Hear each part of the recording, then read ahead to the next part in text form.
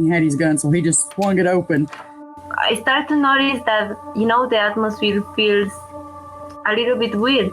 First thing he seen was this 6.5 foot tall, broad shoulder, dark hair. That freaked him out. We hadn't talked to her about like life and death and what any of that means. She's 3 years old, So we turned around. Suddenly there's a whole tree falling across the road. And she was describing to us that, there was a deceased person that she could see visually. You're listening to Cryptid Clues, where we tackle the ever-expanding history and mystery of monsters and supernatural madness every Monday. You can find us at CryptidClues.ca for more information, or even check out exclusive content and support us at patreon.com/CryptidClues. Hello, everybody, and welcome to Cryptid Clues. I'm your host, Reuben, joined by your other also host, Taylor. I'm chuckling because it's our 100th episode, and I'm already redoing the intro because I flubbed it. And that's because this episode is going to feature all of the flubs because we have no notes prepared. We're just going to go right in, dive in, and chat about whatever we want to chat about. It's going to be a very special, candid episode. Taylor, what are your thoughts on just doing absolutely whatever we want on the show right now? I think it's wonderful. We have gone 100 episodes. Oh my goodness. I should rectify something on that because 100 main feed episodes. Now, of course, have we surpassed 100 uploads? Oh, yes. Yeah. Oh, yeah. But this is our 100th main episode. So it's very different and it's very awesome. 100 episodes with you doing things and just tackling different topics. So it's great to kind of be in the situation now where we've come so far because I think the going standard is some podcasts, most podcasts actually, don't necessarily make it to 10 episodes. I think that is their Achilles heel. So to surpass that and hit 100, add that extra zero there is wonderful. And I remember in our starting days when we did that first initial episode where we were just kind of putting out our introductory, letting people know where we stand and our odd experience we've had and just what we're going to kind of bring to the table in the world of cryptids and unknowns. That was such a long time ago. I think it was about 2 years now, if I'm correct. Yeah, it's been about that. I still remember our first couple episodes together recording in the unfinished edition, all awkward like. I think that was actually going back even further before Cryptid Clues. That was actually our previous sidecast that we did for Geekverse there, wasn't it? It was, yes. And anyone that is curious, Geekverse is a show that I was a part of a long time ago. And then Reuben jumped on board and we did tons of spin-off shows for that. And Geeks Creed was one of them dedicated to the video game franchise. And yeah, we did it in the edition. That was such a crazy experience, but we didn't have the amazing power of technology back then where we could just hop online. I think that's something that COVID really expedited and enhanced was like Zoom calls and StreamYards and all these different programs you can use now to have online meetings.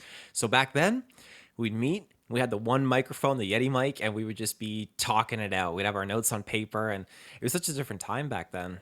And then we kind of bounced back and forth a little bit at your place for some in-person episodes. And we were just using, I think we were borrowing some microphones there, or plugging them into soundboards and stuff. And we were trying to like awkwardly hold them and record. So those episodes would have slightly better quality than the ones where we just go use the Yeti mic. But yes, it ended up getting to a point finally where, we had a few episodes put out. We were putting out, was it episode like 20 or so? I think when we got up to about there, we started to talk about investing in better quality microphones and what a world of difference that made. We got the Shure MV7B, such a great microphone. The Shure MV7 is the same microphone that Michael Jackson used to record his songs. Like, you can't get a better microphone than that. So going through my work, using Taylor's business card, we were able to make a business expense, if you will, for the podcast, and I was able to get it from my work for a good price, and now we got some good quality microphones going on here. Mm-hmm. And that, again, comes from you guys that have listened.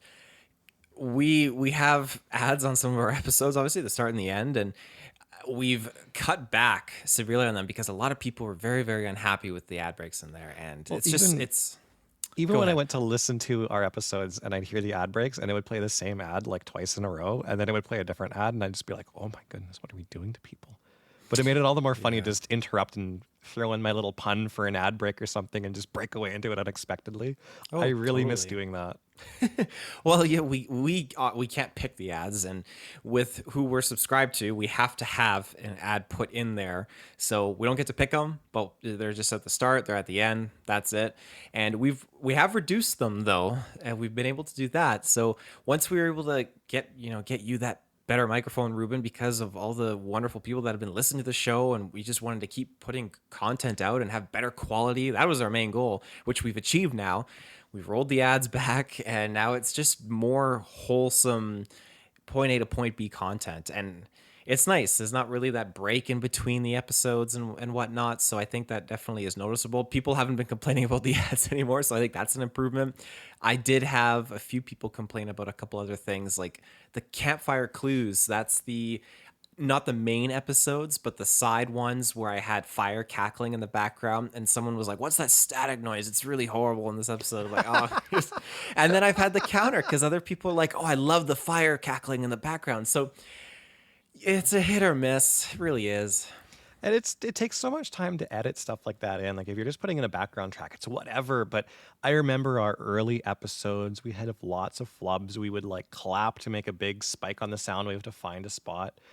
And we were recording on separate microphones, which meant that if they weren't synced up correctly and our editing software would throw anything out of sync, even just by a few milliseconds, as the episode went on, the timing would slowly desync and it just became a nightmare. Now we get to use StreamYard and it's all timed. I don't know what it's like completely to edit for you, but I know when I've edited a few episodes and stuff, like it's been a lot better. Yeah. Although actually I can't really say that I haven't used StreamYard to edit mine. Well, it's spot on. And when I'm not using StreamYards, and if I'm doing like a solo one or something, I'm using Audition. And either way, it's spot on. They've got I'm the over tech here down. using Audacity. half the Audacity time. still works great though. I mean, I don't have any qualms with that program. I know you mentioned how the audio goes out of sync, and that was back when we were doing two microphones, one soundboard, one computer, and one office together. And it's actually quite funny because I remember when we were at your place years ago, and there's a game on Steam called Finding Bigfoot. And I had never played it before, and you had me over, you had me play it, you recorded my game footage, you recorded me playing the game, and you had the headphones on me, and it was just a very immersive experience, and I was scared left, right, and center. So you had it all recorded and you went to compile it. And I remember we were going through so many issues with the editing because the audio was out of sync. And it just seems to be a reoccurring thing every once in a while that just the audio goes out of sync from the video or the game or whatever. It's just, it can be so stressful as an editor to deal with that sort of thing. It's an absolute nightmare. Trying to go through that and you go, oh, now how do I sync this up? And you think you have it synced, but then you look at the person talking and their lips are flapping and it's like slightly off, and it just looks unsettling at that point. Yeah. It's a draining thing to do, to be an editor, especially on when we're both recording and editing, you know? Yeah, and I'm so thankful that it's more StreamYards streamlined in today's age because it just makes it so much more nicer and easy and stress-free just to be able to take the audio, download it, throw it on, and then obviously we can mark down certain things, whether it's one of us coughing or sneezing or something like that. We can take notes, then we can just chop it out, and you would never know. I've done a few episodes where I have been absolutely sick out of my mind, and you would never know. So, Yeah, definitely. The D&D episodes, by the way, the editing. I'm throwing in sound effects. I'm throwing in things. I'm cutting out all of the ums, the ahs that we do. And I could probably release just like an uncensored clip of just the stuff I've cut. And the entire thing would just be moaning sounds. It would be awful. Yeah, that's all it would be. It would just be us one after another. Or like the sniffling sounds and gross things like that. The lip clicking. Yes. The lip smacking sounds. Yeah, there's a lot of that. Are we ever going to get around to doing another one of those, do you think? That is totally dependent on our Patreon subscribers, because we would love to utilize our Patreon funds for that. But right at the moment, we've got a couple of subscribers, so we try to release early access episodes.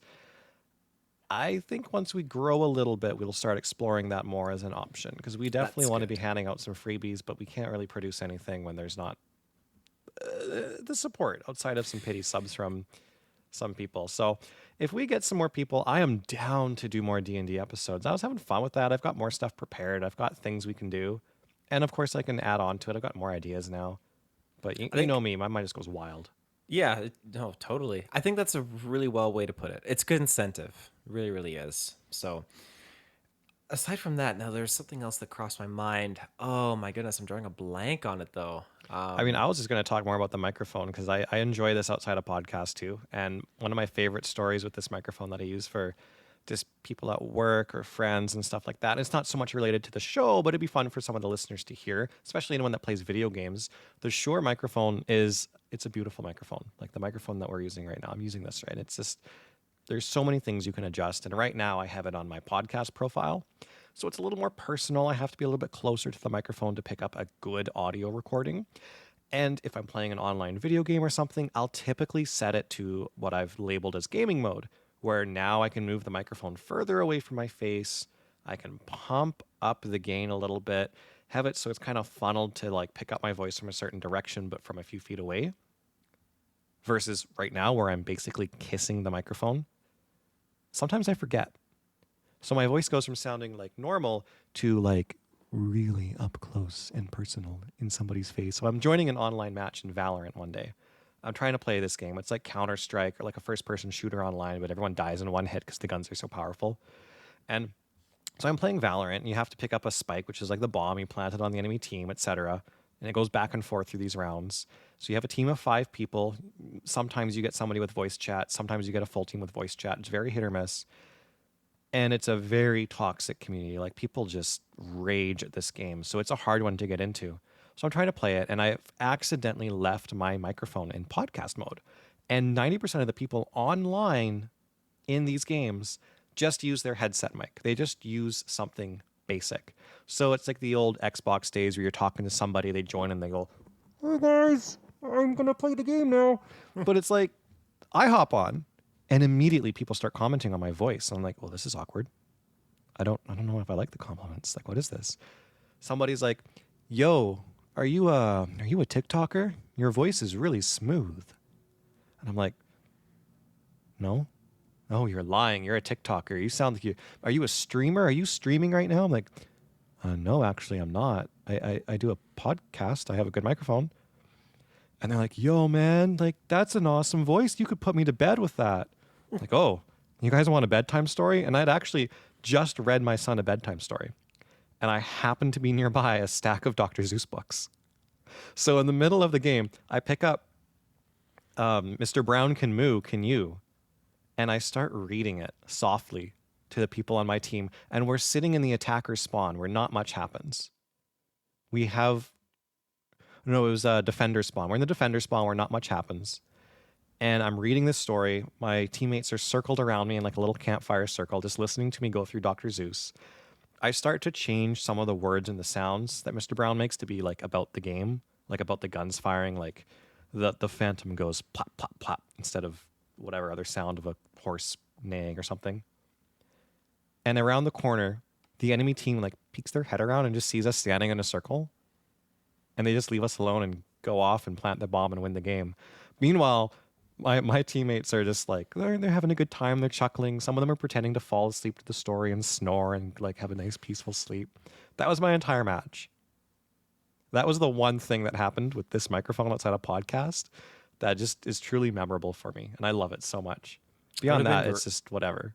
It would have been great if it was like open game chat and the other team could actually hear what was going on. Like a prox chat. Yeah.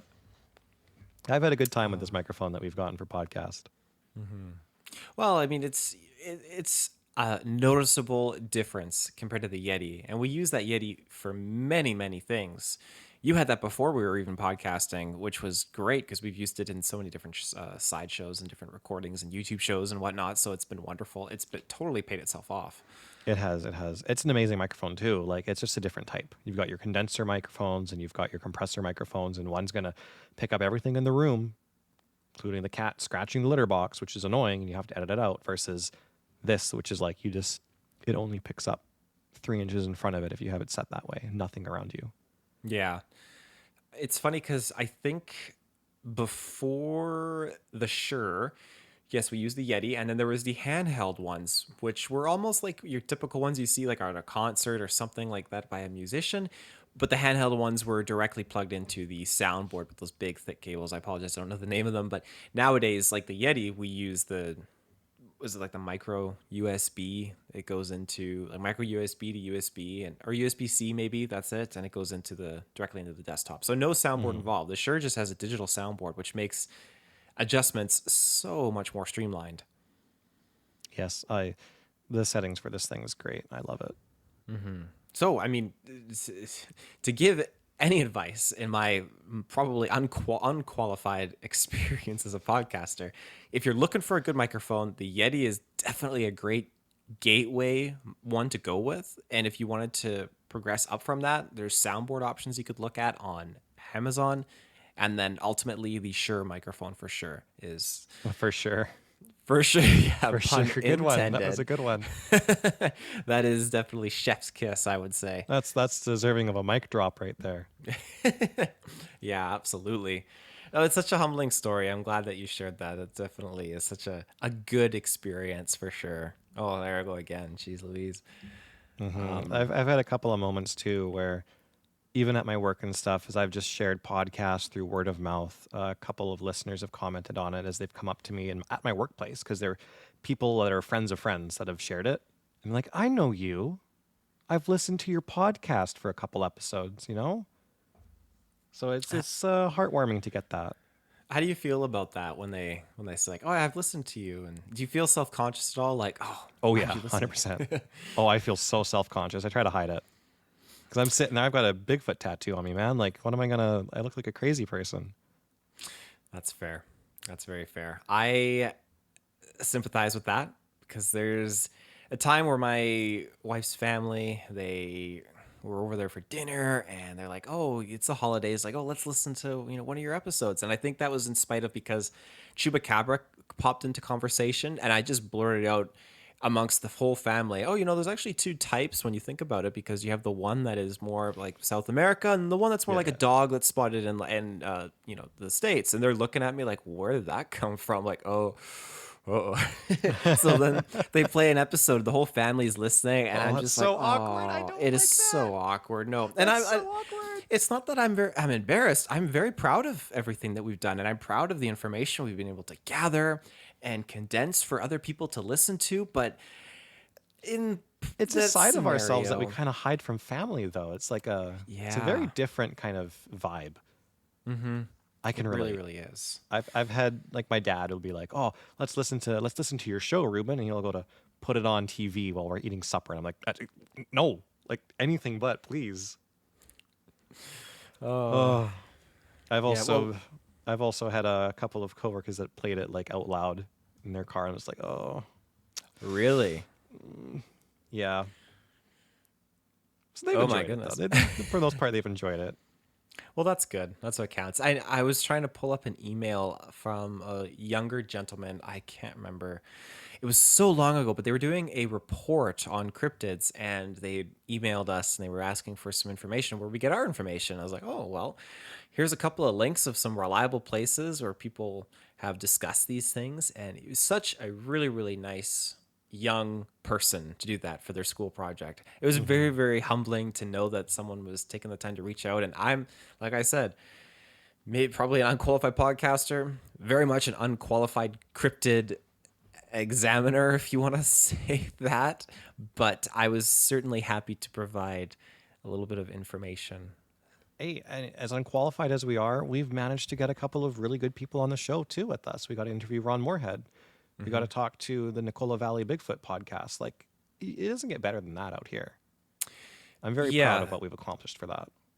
Yeah, we've been able to accumulate some great guests and to network. That's one of the biggest things. I never thought in a million years I'd ever get to talk with Ron Moorhead and get to hear his thoughts. I never thought I'd get to talk to Sheldon from the Nicola Valley Bigfoot podcast. And so many other awesome individuals and people that have had their own very profound and personal experiences that have agreed to come on the show and share them, well, be it Dogman, Bigfoot, or paranormal. It's just been an absolute thrill ride to experience. And I'm someone that when I hear these stories, I get, I don't even know what you would call it, but I get very silent and I get goosebumps and I get almost emotional when I hear this stuff, because to me, I feel like this person's pouring their heart out into this experience that was very profound and very powerful for them.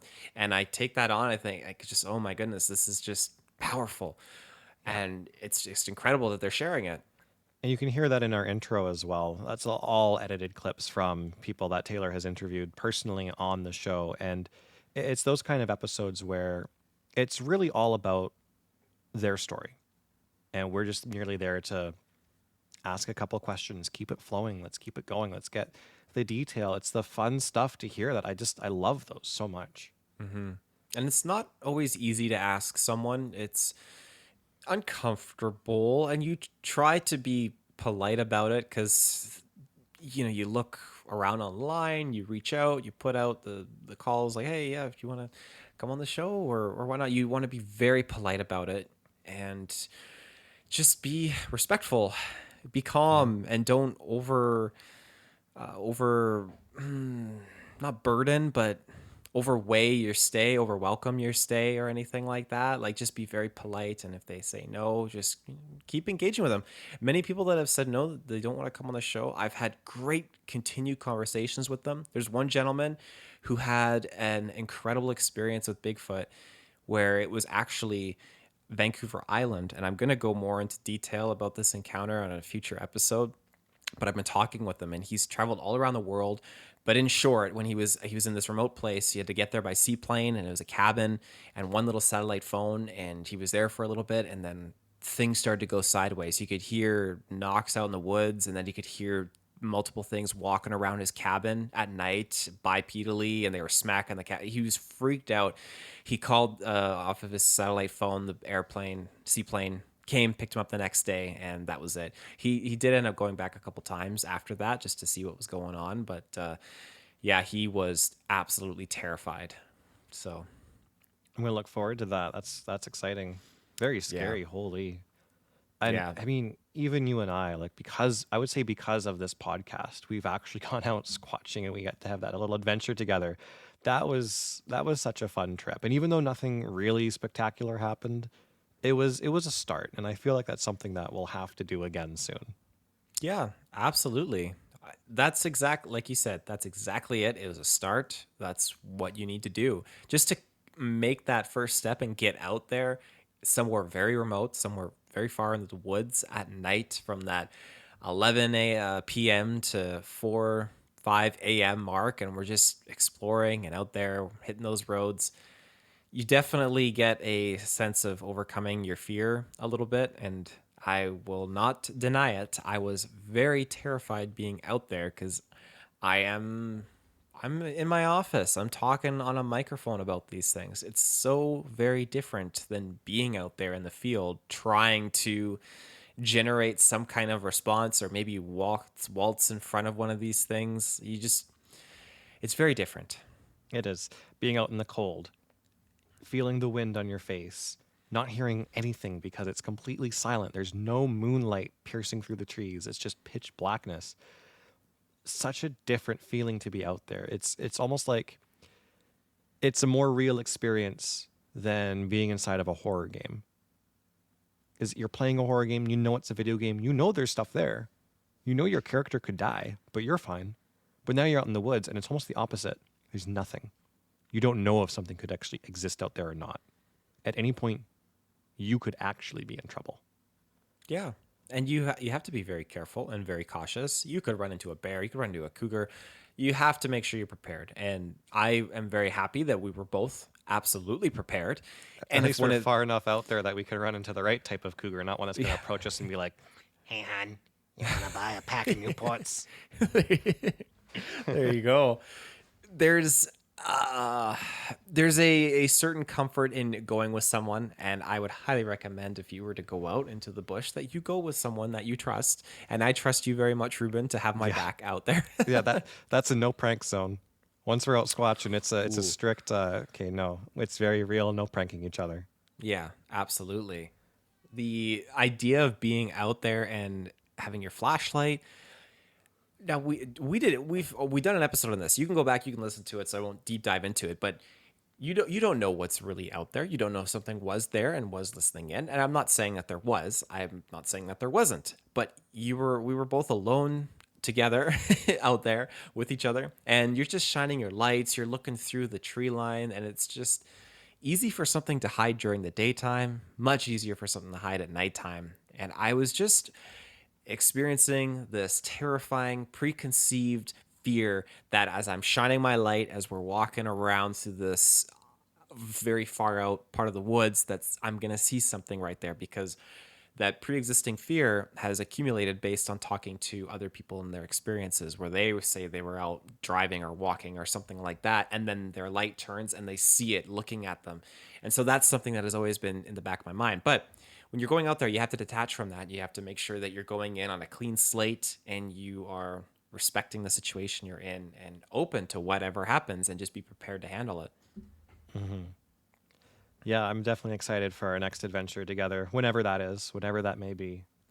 But I'll be down. I'll be prepared. There's a few things differently that I'd like to do. I would probably be more cautious on trying to communicate, and maybe, I don't know if I'd go to the same area we went to before. That's tricky to say. It's a good area, though. It really, really was a very good area, and very, very spooky, too. Yeah, I'd like to go further out, and we had our original idea of going out a bit further than that. We ended up going out towards Sugar Lake, but I think going up to like the Nakusp area would be a good one. Yes. Now, there are a plethora of sightings over there. Then I would love to get out there and actually just go to some of the sites where people have encountered Bigfoot. There was, and I think I mentioned it before, where they were on the east side of the Nakusp Lake. I believe it's Arrow Lake. So you take the little ferry across, and this group of people were driving home, and they saw something cross the highway. They went back the next day, and they got footprints and everything. So that would be a very cool site to check. There's not a lot on the BFRO site that's really local in this area. It seems like when you get more east to the Kootenays, that's when it really starts to pick up. Or you go south and you get closer, maybe like a Soyuz, or further in towards the States, or more towards Harrison, of course, and around the Vancouver Island coastal regions and up north that way. But the Okanagan itself is not very subject to much, unless you're an Ogopogo fanatic. Yeah, no, absolutely. And I've enjoyed that over the course of 100 and more episodes that we've covered so many different cryptids. I didn't think it would get to a point where we're almost running out. But there are times when I look through the lists and I just go, what do we even cover? Do we start recovering certain ones? We go into more detail? Do we look for new stuff? Like, we've had a very educational bunch of episodes where we cover the history, we cover different topics. Even on our wildfire one, you have a lot of facts and stuff in there that's just more educational than talking about the main subject for a little bit. And I feel like a lot of our early episodes are about that. And I don't have any room to add on a lot of those. I go back to like the Ogopogo episode and it's like, oh man, the microphone quality was so bad. I wish we could redo that. And then I give it a listen and I go, there's nothing to redo. There's nothing more to add. We've covered so much. We covered the most recent sightings. Like, somebody needs to go out there and see Ogopogo again so we can make another episode, okay? Well, that's just it. A lot of our latest content comes from the current events. When you look at the unidentified objects that were flying over the States, you look at the UAP conference or congressional hearing that took place. So many things that are happening now have just been popping up on our episodes. So there's that. But you're right. You can only go so far into certain cryptids because the information does stop. The Dover Demon, that's a one and done episode because it was here and then it was gone. So we basically covered point A to point B. And though that was at a time too when we could combine that cryptid with another cryptid. I think we did the Dover Demon and the was it the Chuchufobby spider or something like that, or the Mycelium Bombay, the dinosaur. There's a few combo episodes that we did, and those were always fun. It's so fun to be able just to pull it out of thin air too. Now that we're more knowledgeable about these, like even just that I'm on shift and we're talking about dinosaurs and Jurassic Park, and a coworker brings up that they've never watched Jurassic Park, but then somebody else talking about dinosaurs, and we're like, oh, there's still some dinosaurs out there, and I quickly hop in and I'm like, yeah, actually, the Mycelium Bombay. I start bringing it up, like, so I have so much knowledge just to back myself up with, and it's so fun to be able to jump in and kind of shill podcasts that way. But it's so good. Yeah. It's nice. And if you can enlighten someone, no, I shouldn't say enlighten, that sounds preachy. That sounds really bad. Jeez Louise, not enlighten. I apologize. Oh my gosh. If you can give some information to help someone else form their own personal thought or concept of something like that that's related to something like that, then wonderful. That's what I was trying to say. That sounds much more humble, and that's how I want it to be. I would make it a little bit more humble than that for myself too, just because I have so much going on that I could talk about conspiracies for days. And I have to end it with, if you believe me based on what I'm telling you, you're a fool. Go online, go through books, do your own research, form your own opinions.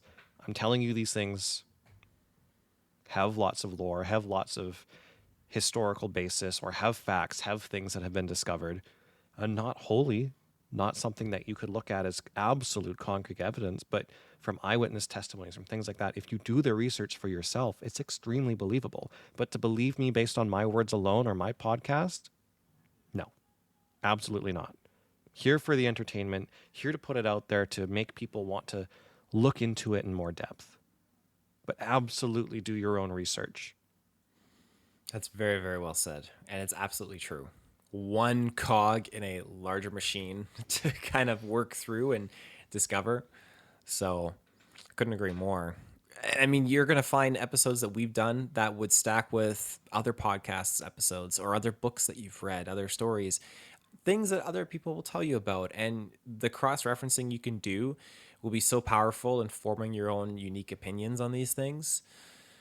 And that's where, for me, in this scenario now, after doing so many episodes and exploring different things and hearing different perspectives from people and gathering different pieces of evidence, cross-referencing it with other things, it's very, very powerful how those things check out and how one opinion can start to transition into something else. Because when I first met you, we clicked with Bigfoot, and you were the one who introduced me to Dogman, because I didn't really understand that concept before. And so I don't remember if you really brought Bigfoot up as being an alien too much, let alone anything religious related. I think we might have touched upon the alien concept briefly when we first met regarding to Bigfoot, and then just Bigfoot in general. But as we've talked more and as we've learned more, that has just changed. Again, speaking with Ron Moorhead, and you learn how there is the quantum mechanics involved, speaking with you and learning how religion is involved, and just hearing other people's stories. It is so wild how it changes the concept. And that is a concept that I will not break open in conversation with someone. Someone's like, oh, you believe in Bigfoot? I'm like, yeah. And I will probably leave it at that. Yeah, it's a curse of knowledge. And I'll liken that to almost like to fishing. So you can go out there. I love fishing, and I will buy a ton of gear. I'll buy some expensive rods. I'll buy some expensive reels. I'll buy expensive line. I'll buy $15 lures. Like, I just throw money at the problem, and I look into reading books about fishing, doing certain tactics, how to set my line up correctly, do all these wonderful things, and I can go out there and I can catch fish. But at the same time, you can spend $1. You can get a dog leash, throw a hook on it, throw some bread on the end, whip it out in the water and whip out a fish. You don't need to spend money on it. It's the curse of knowledge. So to explain to somebody a concept like Bigfoot, Sasquatch, Dogman, whatever, you can totally just leave it totally simple and be like, yeah, absolutely, I'm a believer. Well, why do you believe in Bigfoot? Why do you think it's real? Oh, well, I think there's a lot of evidence for it. I've done the research, so I think there's a lot to be said about it. And then to go beyond that, makes me sound like a conspiracy theorist. And now I have to provide the evidence. Now I have to go on an hour-long rant.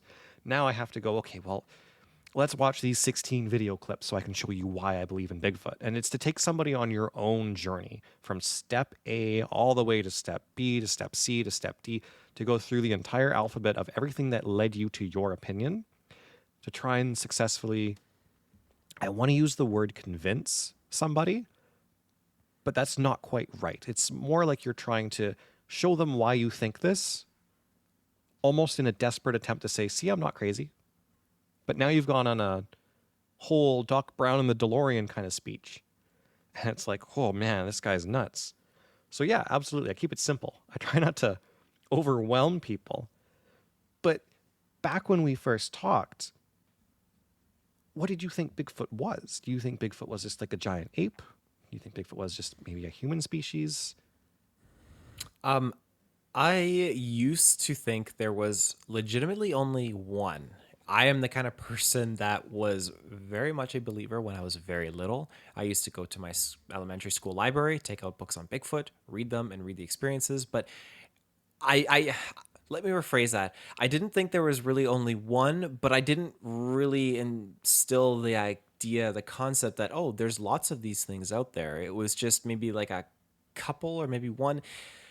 I didn't think it was as many that there were today. And I truly believe that there are thousands of these things alive and well, thriving today in the Pacific Northwest and around the world. Yeah.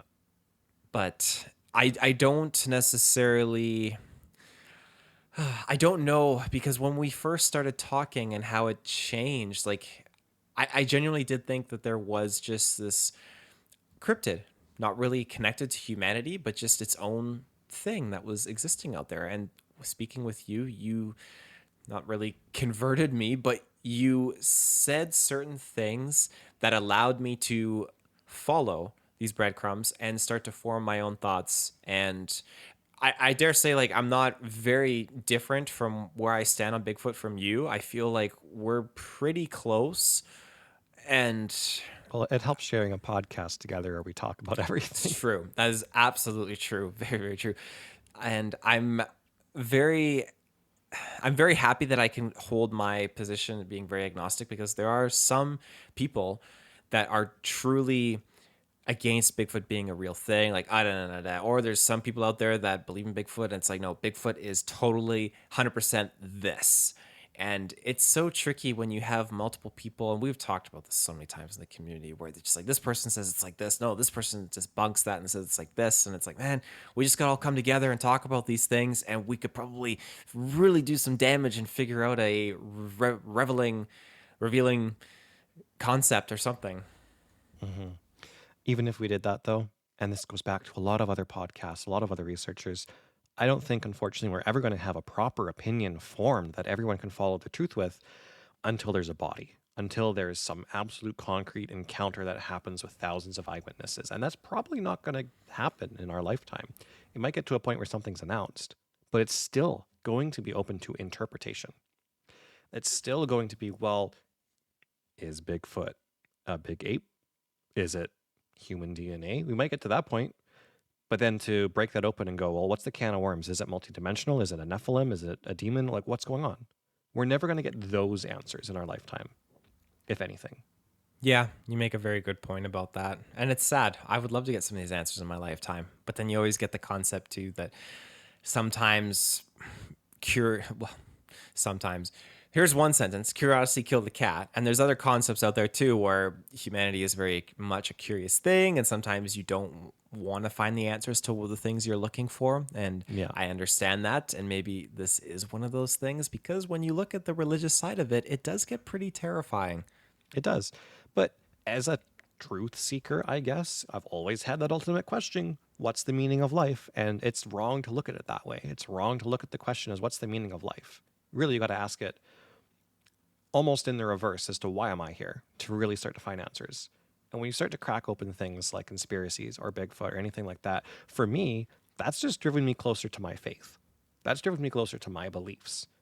That's driven me closer to God. Like, there's a lot of questions that I've had that I could have gone down very different paths with, but everything comes back together to one answer for me.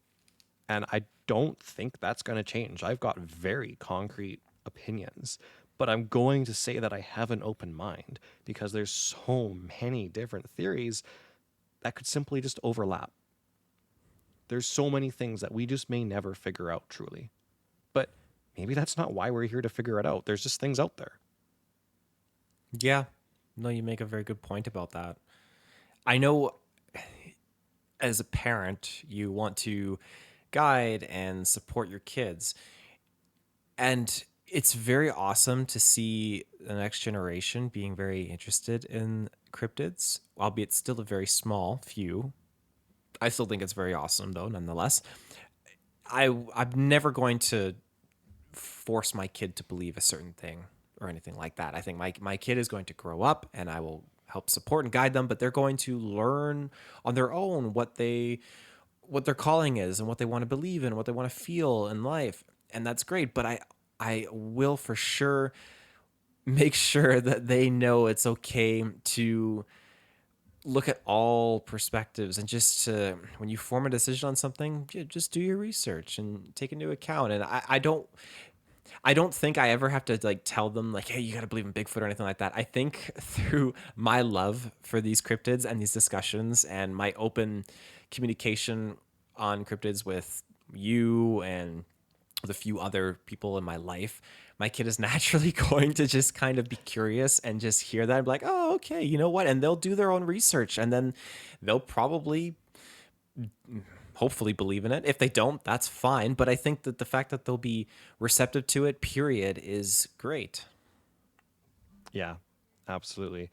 I want to do the exact same thing, but I think it's very obvious that like my child's going to grow up probably believing in a lot of these things just by default, just because of that's how I was raised to believe certain things. And for me, I think fortunately I was raised believing things that are very true that put me on the path to ask myself questions if what I was raised on was true. So I had to go do my own research. And just like you and me talking about Bigfoot together, you started out with kind of one part of an opinion and you followed the breadcrumbs, as you said. You formed your own opinion, which ended up being, well, similar to mine, because you did the research. You took the breadcrumbs that I put down. And I was excited to talk about it. So of course I put you on my little, watch these 16 videos. Look at this. Here's the which day was the Independence Day footage. Look at the little baby it's holding, stuff like that for Bigfoot. And then to go into the Dogman stuff, to talk about the more conspiracy side of it, the more, well, what is it? Is it an alien? Is it a demon? Are they one and the same thing? Is it spirits possessing, like, who knows? But we've opened up so many doors in these conversations. Very few of those doors have shut. Yeah. There's still a lot of breadcrumbs out there. There is. I don't think those doors are ever going to close like you were alluding to earlier. Just not in our lifetime, at least. So, yeah. But that's why we have the show. Exactly. And that's why, even though we may not be able to go back and recover all these other episodes from older days where we've talked about Ogopogo and stuff, we may never be able to recreate that. I don't think we're going to run out of stuff to talk about. And I'm very happy that we've come to 100 mainline episodes for this show. And that, well, okay, I know I don't join as often as I could right now, but in the future, what are we going to do when we get to episode 200? Like, we're still going to have things to talk about. We're still going to be going strong on this. And I'm hoping that we build up a very strong following or a community or just people to share this to, because that's the excitement that I want to bring to the table, is that same kind of energized rant when somebody goes, well, I kind of think Bigfoot exists. Why do you think that? I want people to be able to ask that question without feeling like they're about to be overwhelmed or led on by a crazy person. Because there's nothing more exciting than one human being sharing their opinion to another. Well, exchanging stories, that's an ancient human tradition when you think about it. And we still do that today. I mean, it's very, very powerful. Absolutely. I'm curious, 100 episodes now, when you were talking about 200, which is just so surreal to think about. I'm curious, what has been like some of your favorite things to talk about after going through so many different cryptids? Has it still been the Bigfoot? Like, Oh yeah, has it been other things? Any things, new 100%. things you've learned, or 100% the Bigfoot, Dogman. That's where my energy is. Talking about other cryptids and stuff like that. Yeah, I'll admit there's a little bit of less excitement there. Sometimes I find something cool to grasp onto, but you and I have had a very slowly evolving way of recording episodes where we do our research separately. We make our notes, and it typically falls on you, but it typically falls on one person or the other to compile the most notes, and the other adds some stuff to talk about. And I feel like it's those episodes specifically that I don't invest the energy in as much. But as soon as we talk about Bigfoot, as soon as the doors are open for so many things, that's where I get excited.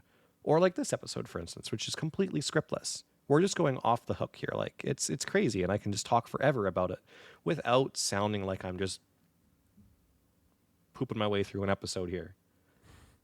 When I run out of notes, I'm like, oh no, what do I talk about? Taylor, give me a topic. Like, talk about the Dover Demon some more so I can think of something. But I think we're past that anxiety now. We're past those days. yeah, it's the starting point. Like, you have to compile reference points and whatnot on these things. Like, you can't just willy-nilly it, at least at the start, because you want to create a reliable source of, well, can't say it's factual information, but a reliable hub of information that is archived and people can tune into. Where we're at now, and we have, like you said, like one of us will focus on digging up so many notes like you did with angels and what they look like and the different types of angels. I knew nothing about that, so you compiled a fantastic archive of notes, and I just really sat there. That episode too. Yeah, I just sat there and listened because I don't have a lot of things I can contribute to that, but it was so fascinating to take in and feel your energy that you were exhibiting while you were deep diving into all this research you did, and vice versa when I'm getting into something and you're listening too. And I think that's just a great component to the show. It is that energy when you share something like, oh, Taylor, I got a new video game. This is what I'm excited about on it. Look at how these physics work. Look at this improvement in technology. And that's the kind of thing that energizes a person to talk. And that's what makes not only podcasting entertaining, it makes speeches entertaining. When you're talking to people, it's entertaining to watch somebody's energetic level rise and fall throughout conversation, because that's what holds an audience. And I really hope that our listeners right now are being held captive by not only my energy, but your energy as we just kind of talk back and forth right now. I think that's fun. I think it's fun to have episodes like this where we just do whatever. Yeah, naturally flowing conversation.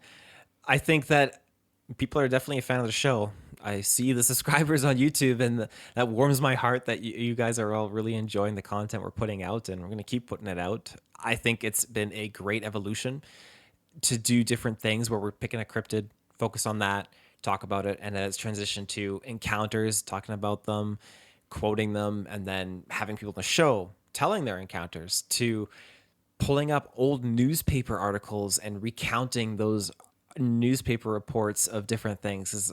It's just finding great different sources to tackle and explore on the show, and that's just going to keep evolving as the show continues. So yeah, I don't watch us evolve so much that by episode 200 we're a 30-second TikTok reel reacting to somebody else's video. Oh my gosh, no. Yeah, I don't know about that. Good Lord. Although I do appreciate the TikToks you sent me. You sent me some really freaky ones, and it's scary. I'm just scrolling through Instagram or whatever, and I find something and go, yes, send that to Taylor. Send that to Taylor. Send that one to Taylor. But that's good. Those are breadcrumbs, and those breadcrumbs could lead into episodes where we do more deep dive research and we talk about it. So exactly. It's really funny where the source material can come from at times. Mm-hmm.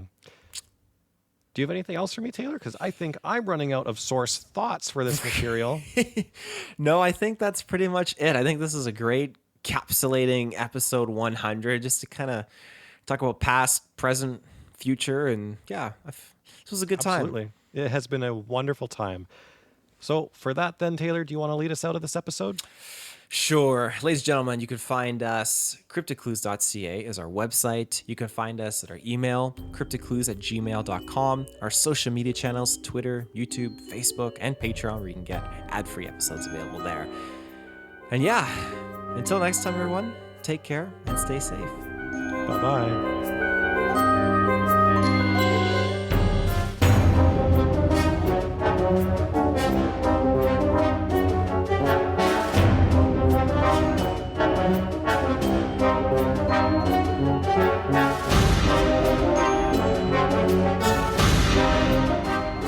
Thank you.